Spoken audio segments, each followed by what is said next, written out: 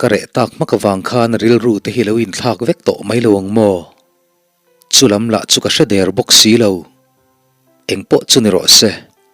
be sein sang tak nen ka ti tur chu ka ti phot mai aniang chu way of life bung som thum palina ziak tu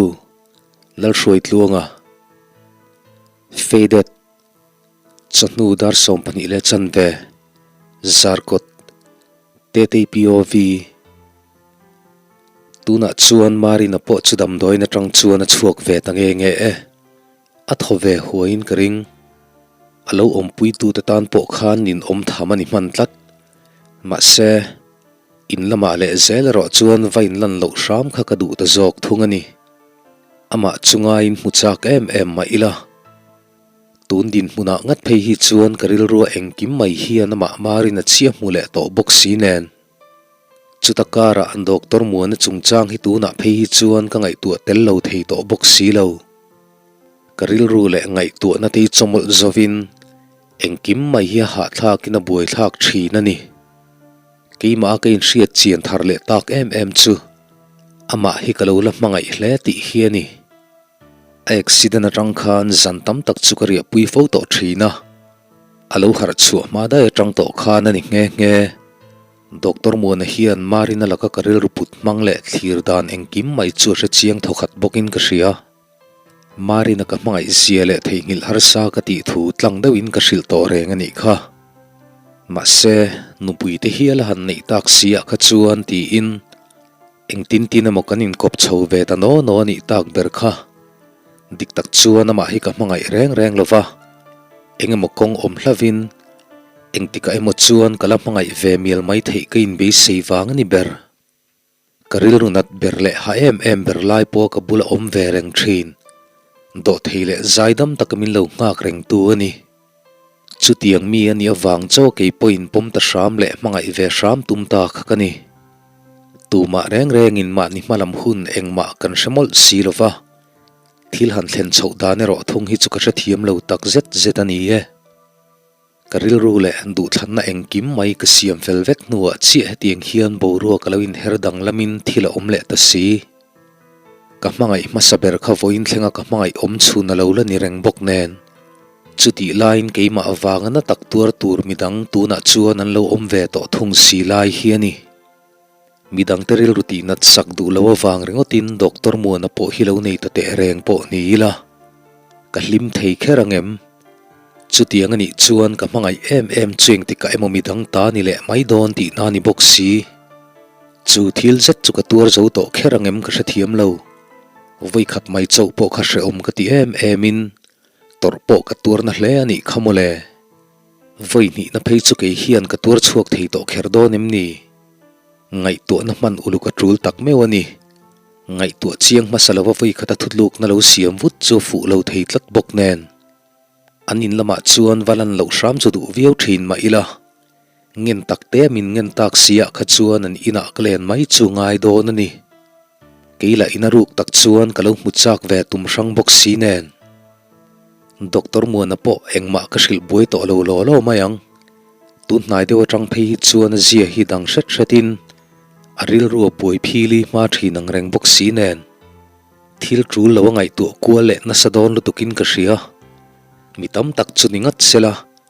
hetianga mari na ka boi pui dana wang ringot po hian min kalsan dai hial karing to ani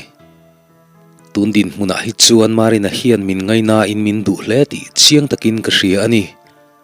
a chet zia a om dan le min en dan atang te reng hian phat rual lo in a hriat thei tlatani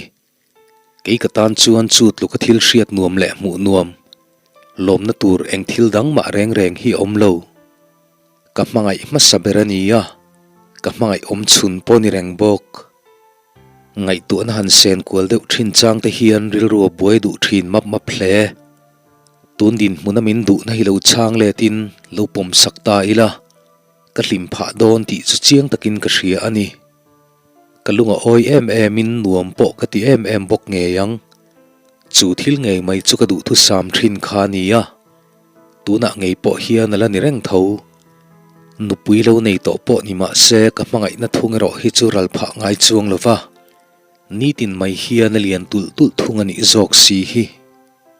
tuna takhi chuan status po chu pathoi ani ta der mai chu nia nima sela du le thloi somsari to po lo ni ro se tlangwal ho ai ka du le ka thlan ber zok chulani reng tho midang ta han ni le mai tur chuan engtika ma ka phal le thei ngai chuang lowang thil poimo tak ngai tu tel nge tur om thung tuna hian doctor mun hi lo thlau thla in marina lam hoin lo va pan ta po ni ila engti khuna emo chuan a hriat na pa ngai nei kim huna lo om do na ni chuti huna chuan nupuya nei to ti telo in tha chuak ta se chung huna chuan ke i mangai ber kani lo ti hria in min no le mai siang em kalsan kani le mai siang ti hi hla omani adin mun chian lo le har sat na to mek lai rem chang lo mang ve ringot te po kani thein na lai om ve tlat mai bok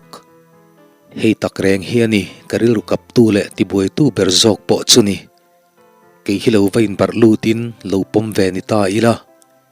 kar lo wa engkim mai chu lo lang chuak vek si in chumi nuwa nol kani le thung si chuan tuin nge min ngai dam du ngai ang le muan angei po hian min ngai dam thei to kher do nem ni hriat thiam ban har sa thin tak em rei fe mai uluk taka ka ngai tu nuwa chuan karil ru po chu ka siam fel to marina hne na cheng tiklai mai po hian ka thil du ber le chak berania wangin za le hreom mual pho po chu poisa zo lovin doctor muan angei po hi ka thlau thlak mai chungai do na ni ka mangai ber kiang ngei cheng tiklai mai po ka du thu sam khani sia be sei sangam chuang si lo kom lai ni khat chumin lo beve te miala dine out nei puya du thu min lo thrila chumi rual chuan min ron som ngal hi lo ni ka van lim tak em nuam ka tin kalom hle bok ma se tu na ri chuan ama ka du nei ti lan ngal veo ala hun lo dewin ka hria ama mari na ngei po chu han phur ve em khopa min du ve to in bul kan tran ve thei to do na ni hi ti in ka hlim veng mai lalfanu kani le tang hialin kein hria kan hun tiam po chu lo thleng ta nge ye ma se kalo be seidan angin ron lang tamai lo tlat engemaw chen chu kan ngak de wangwanga chuti chung po chuan ala ron lang thei ta reng lo karil ru po chu buai ta nuai mai mak po ka ti hle bok a phur ve te reng nen khano biak po tumin kan khol thina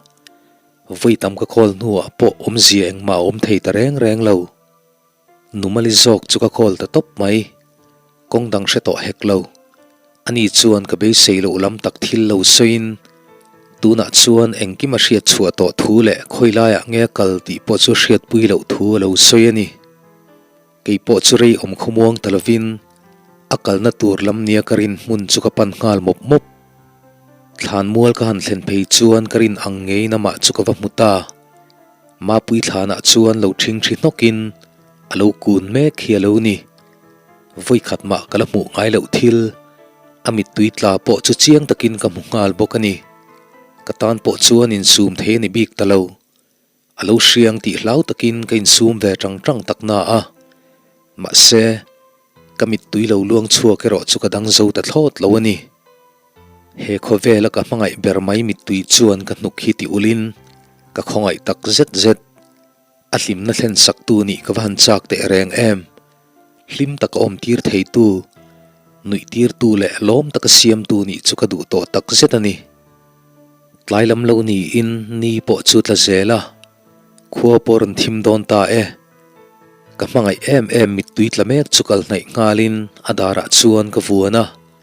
chu lo hriat chuan lo ding ngalin rei tak chung chu kanin kuat thlop mai ani ama ti hlim tu ni hi ka duani khoia emo mun dangdanga chuan leng koi ma sa zetin muang chang chuan anin lama ka ho pui ta ngala thei ngil tum em a kom bo chan ngei mai kha tuna thungero chuan ama ngai em in kom le to si chu ni ta khi tun truma tali chuan hreom na le nat na chau ni bik to lovin hlim na le lom na ne na top khar ve thei to ilaka fati tak em o lalpa ikuta engkim ka ngat vekin ka engkim mai ka kol tir che katana thaturin min hruai ang che kei chuan ti thei engmah reng ka nei si lo ilakarin na nga mai lo chu kar khat lai chu liam le tareng mai ani chu la ron lang le mi lo ma se ka hre thiam lu tuk tlat a hun man le ton mek chu fu lo deuh bokani ma nia om fal ria in ngai tu fim na hun thol nei ama mo ti ka hria aril ru te po chu lo fim tel telin min lo biak le wat mai chu ka ring ani ma se kar ni lai chu liam ta chu tiang zelin kar thum na po chu liam le ta ka be sei na tlem nei ve chu ne ro ta chun lo bo zo to marina hian tunge ni tuna chuan in hre chiang to a ke hi a mangai kani lo ti po chu hre to bokani tun mang tho kha na thian bak kani theilo tura kai ngai min mi to omzia engma reng nei lo le engtika ma thlen po thleng ngai lo tur thil be sereng thu om ta bik lo chu doctor muana thil soi thin le arot na lam te po chu ka beng khon sak to e tuna phei chuan in nei po chu karem ti pui ve ta nge ani pasal nei ka chak bik ran pa reng reng lo chuti rol ro chuan pasal nei chu tul miau boxi ani kan muana la chu lo min hlim em thung nen du thu hi sam kual zet reng to mai ke ro thung chuan hlim na engma reng po ka nei ve theilo ka thutluk na siam hi ka ti sual tamai angem ti lam phei chu ka hre lo ma sele ke ma awangin mi pakhat tal chu hlim don tholom ti in kain hnem taringot mai ani ka mangai ber po chu ko puya nei lo nuwa tak ngel po eng ti khotika ma ka ta ni ve ngai don lo ani tak ber hi ril runa thei kani lo atan chuan engma kani ve tlat si lova zanria kan kil mek lai chuan kan chung kwa chu kan ti ho mai maya boi tu nei thil ron soi chui chiang meu mo ril ru fim tak le thui tak thlir chungin ngai tu thameu mo kanu ani tuna chuan ka chiang to hle in kein hria engtika ma ke hi ko pui ni in ka pasalani thei ngai don chung lovin ka hria ni chu kan hun ton chho me ka hian a chiang thokhat hle in ka hria ti in kalo changa marina i mangai thin zia hi hai rual loin chiang takin ka hria kolesin kallai tang dai to ngai ven le lo thli reng to thini ni kha tuna ngei po hian hun tlem chula pele theila ka du ani kanu chuan na ti le a ni to em big lo fe hun tha chu ka penem tok to lom baka atan chuna thian bak engma kani ngai don lo ti ka hria ani kum khua thei ngil le atel ve lo na nun manga thil ka ti ngai to ani doctor mo nei ka mangai hau lo ma se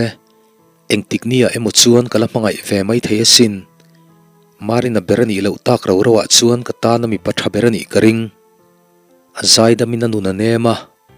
do theina sang tak mai nein min hre thiam thei tur ber po ani bok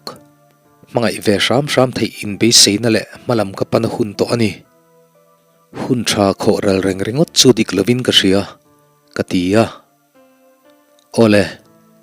engpo ni se poimo ta ber zok chunang ma hi nia idu dan le thai tiang chuan kanom don nia ka fanu nia tun din munei thutluk na siam le idu thlan na chukan za sakang che kapa chuan lo ti ve bok karlowa apalai mel te po chukan mu ve ta thoi bok renga kanu le pa te poinan lo dong song tha thokhat hle chutia keima berin ka nial tak lem silowa chuan engkim po chu rel fel ngal ve kanita kanin nei tur hun le ni te po chu ti fel to ania kanin pu cha tran ngal mup chu ni ber mai pasal nei do ne ti lo chuan ke ro chu ka hlim reng lo phur na la pakhat ma khnei hek lo kati tur dik takania wang chawati le pom tamai jok kani nima sela ni tin san tin mai han chen tun ta ka chuan ke ngei point ka mai chho ve hret mai thei te chu kain ring deuh reu ko shana te po chuan ka pasal nei tur chu puan ani to in somna kat lampo engemaw zat chu kan thon chuak nual to bokani engma buaina le har satna em po tok lovin thil po chuni dan tur pa ngai ang chuan om chho mop zela chutia pasal hil nei ve kan tumta ka chuan min din pui turin nun pui chu ka be sei nge ani mal som zuali po ang buchip to lutuk lem lo boka ani po chu lo rem chang ve mai bok kaduai chuan man mo de ushetani thlatlem te tal chu han do theile zual la kawan ti tak em o nun pui chuan an tia a chiang thokhat to in ka ria hun eng anga tampom se a thian bak kani don tak tak lo hian ka hre to ni ti in kalo changa iril ruput mang tur le ingai dan tur o mang chu ka hre thiam lu tu ka sin ma se kaduai chuan ingai to chiang lo deuh hretani nun pui bok chuan atile ka hre thiam chi lo enge be se lo tur ti tak ngel po hi ngai to chiang lo deuh hreti ti chu enge om ziania kan zot let ngala tete I best friend kania nang ma in hriat chin ai ma hian ka hre chiang zok mai thei bok cheni tun thlengin mari na ile mangai zia hi ka musin kalo soi tur phei chueng ma om lo ma se I thutluk nai ro thung hi chu dik zan lo deuh chu ni nun pui chuan an ti le a I soi di kalom kala mangai renga ka mangai om chun po ni bok a thian bak ni ve ngai lo tur in hriat na hian min hne zo ta vek chu ni ber hi kalo tia mari na polo har chuale tang chuan thil dang lam ti hriat ve thoka nang hi du chei ni bula om po du reng bokasin be seilo takmaya chanchin velan han hriat le tak sia chuan lo thei lo in ma puilam khangai tu ngai ta si tuna chuan adu zia che hra chiang to a alu su na in dom kun mek ti lai hai bi kheklo nun pui chuan ati le a engtin moi tia khonga in han soi zo lo lo te karil ru hi nuam lo tel tel main ka hria thil poi tak ti sualta ni main ka in hria kalo ti ngala ni adi kalom thil lian tham tak chui man mo lu ataleya iti sualta chu ni ma pui hieng tika ma thana tang hian lo tho chuak le to ngai don lo tuna ri chuan mari na po hian ala tur deu ni mai huna kal hretanga nang ba ki tu ma danga pan don lo reng reng angai tu na te lo har fim chho sel se chung huna chuan tu dang ma ni lo in nang ma nge hian ni ron kal na tur chu an ti le a uluk taka khan ngai tu chuan nun pui thu soi chu dikhle in ka hria ke hian karil rungai tu dan lam fu lo wangin ka mangai chu ka chan pha don ta ni mel hle mai awa han pui tak engwanga do theina tlem tal lo ni bel lo nge mo kani le a thiana tan bak min du tak tak lo karin lu ataleya ka hlimna ber tur chu ka ti bo ta ni mel ta si tuna ero thung chuan thil engki madang lamta ani point min du ve tak tak ani ti ka hre chuak har lu tuk hi pui ta ni marina chu tuna han pan ringot don ta ila ani thei to si lo ka pasal nei tur chu tlang hriat ni to in ko shan lama hial puan chua alo ni to bok si in nei in buat sai na lama la chuan kanin seng hnem to bok nen han thul le ringot chu dik berdon lo hian ka hria karil ru van ha tak tuna chuan ti thei dang engma renga om talo ka thil hrele mu du lo ber mai ka mangai chueng tiknia emomi dang ta ni le mai tur chu ka hmu tul don ta ni mele ka vain hotak ka thutluk na siam wang hian tuna hian ka in dem ngoi ani engtia han ti tur nge ni tang le in nei thul ka du han tingot don po ni la muana kanu le pate midang po an mai za om don lutuk hian ka hria ani ka be sei to lo lutuk mai le tlai lutuk to a hian marina chuan min lo khol tlat mai engtia lo don son tur nge ni ta lo chan tur nge chan lo tur ti po chu ka hre thiam ta chi lo ma se mi phone call lo chan sak du lo ringot chu dik chi lo deuin ka hria topa chuan ka chang be ta nge kan dine out tu ma hlotlin thei tak si lowa chuan poeti thu te chu ron soi ma sa te ama chu hre thiam shama voi khat chau chu hun pele sham turin min ron ngen hi lo ni ka hne na thil poimo tak soi du nei thu te min shilin ke point thu poimo tak mai soi tur ka nei ve thu soin dine out churem kaloti pui ta ni kha ka pasal nei tur thu hi hria tangai tlat to ni ama mangai in du hle ma ila tuna chuan ka nai thei to don si lo ka thiam lo vek khi ni ka hun tha nei chu ti hian ka khoral taringot chu ni si ka pasal nei tur chu ka sei chuangam lo pal takin ti thil thua kanin nei som na ka ta chuan a hming chu ziakin ka kengtel ngal mayang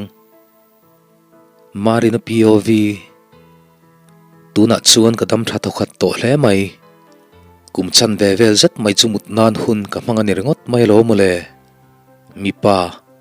keima ang rual tan ngat phei chuan anin om ngat viau nge yang midang tor po ni se keima ber hetia kalo that chho zel tak sia chuan megi po chu kan bula om ve reng ngai talo thani don mai chulo in ron manin room khata kan cheng dun khania ahan om lo mai tur chu ka khua hi har lok ngal hle ringot ama po chumong chang chuan in siam pa ve me ka dam to ma ila la om ve ri ro hanti mai chu cha kom thin khop mai ama hian lo nial phei se chu pui ka ti reng reng lo min en kol le min kom hlim tu ber khani tlat i om lo mai tur chu ko phur lok hle mai ka ngai ngotang che kan tia ke tak po hi ka khu har ngotang kha chen mai kha kan lo in ron ve to sia mu turi om lo mai tur chu re don riau in ka ria alo ti ve mai ilaron kal zeu zeu thinang chu i man chang changin ka ti pui berini bok nen ka hre tak zetani ei ho tur chu kan ti le a kalo tum don nia voin chu te ne na inin mu hun tur mo ni kha megi chuan an ti le a ni tum dan chu ni lo du ang chan nai kan mulo pal mai ang ti te po hlom khop mai kalo ti le ka hriat chu lo chuan a du lutuk chelom ma se hun aliam deuh to a aril ruput mang po langai reng tura be sei photang o i chanchin eng kim mai min lo hril ve se la tiro ati le chuan te reng mai chanchin rema sabri ni nge yang nangma ber hi lo min sei phur pue be sei na min siam sak tu chu kalo ti ve bok akal ma chuan ka thom no hak tur te chumin han thlan sak masale te a ain siam zo to bok nen anin lama chuan ka watha ngal ani kha an unau thum te hian in chun lo lu ani in anau te pani chumi pa le mei chia ania awa hota chun lo lom ngei mai unau in ngai na takan ni nge yang le reilo te chu thu khomuang ve bokin thingpui te kan han in le angri phota tlailama thil ti tur ka ne wang chuan ka ho chu ni ngal deuh mai karil ru chuan ka tong trai mol mola ka be sei le duang chan na te la ka tra ka mu lo pal mol chu ka hlawani tlaidar li le chan ve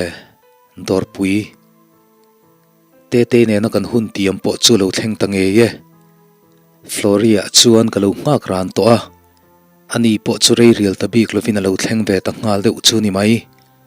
a mel ka han muchi chu ka hlimani lom takin ka lo chhon wat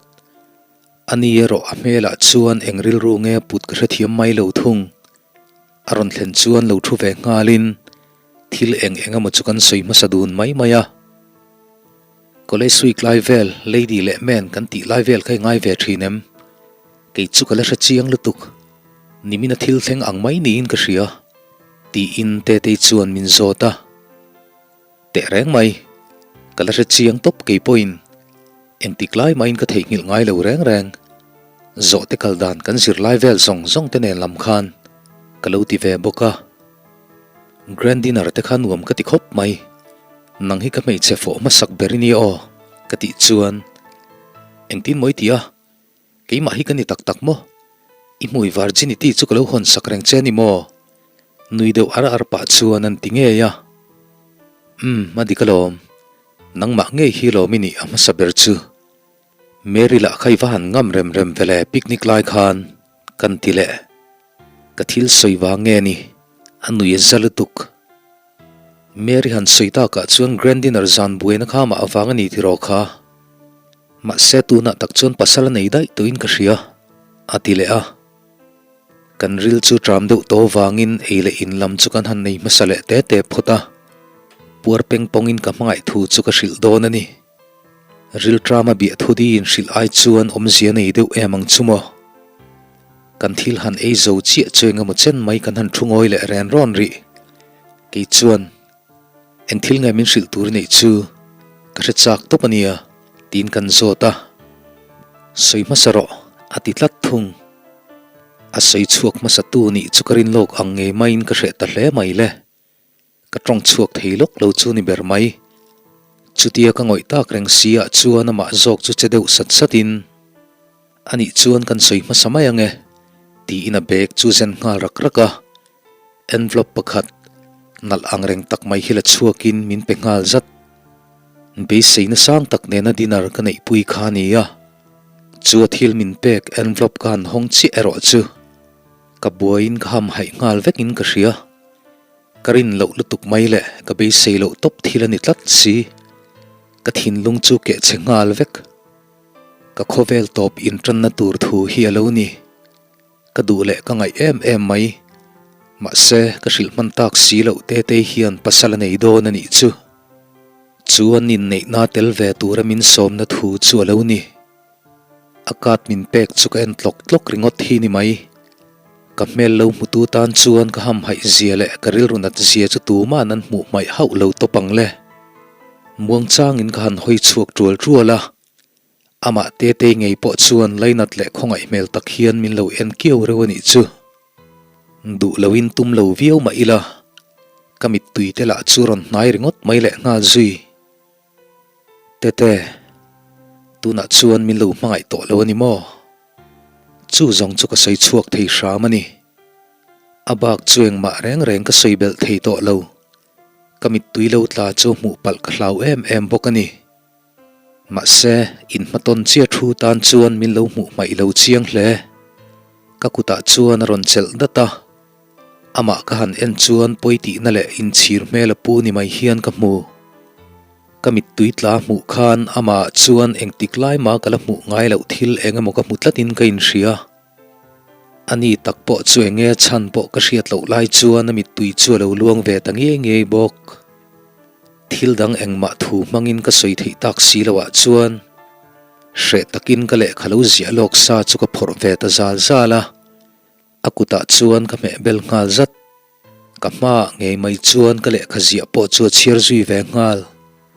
a chiar zo ta ti ka hria te po chuan amit tui lo luang mek chu hruk pa chuan hlim tak le lom mel putak chuan min lo en ngal rewa ngei om lo fashan mai hian min la nui sei zui ani chu ma se engwang ran nui tamai nge ni ero chu ka hrathiam ta hau lo pasala nei don ta ka wang te chu ni ka ring ta deuh ngot ke ro thung chu chete ma hian ka nui ve ei lo ka nui po za chuang bok hek lo ka ril runa lutuk chuan te chu mel po mu to lo ngal hial mai ka du ani thil dang engma po seibel tabik lo chuan ka ding ngal thuta chua tum chuan kong ko om na lam chu ka pan zui ngal mak ka hnunga te chuan min lo ve ngal zata ka baika ka lon kai ma hret chuan ani po chu lo thleng ve ngalin ka hnung lama tang chuan mi ron kwa zui ngal thlop ani chu a om dan le thok han lak dan atang te chuan ain su deuh fei ti po chu ka hre thei ani keima ero thung chuan min ku na kut chulak thlak sak ngalin atop nan tak a mel chu mu tumin kain her zui ngala tun hi atop na tak ani to ngei bokang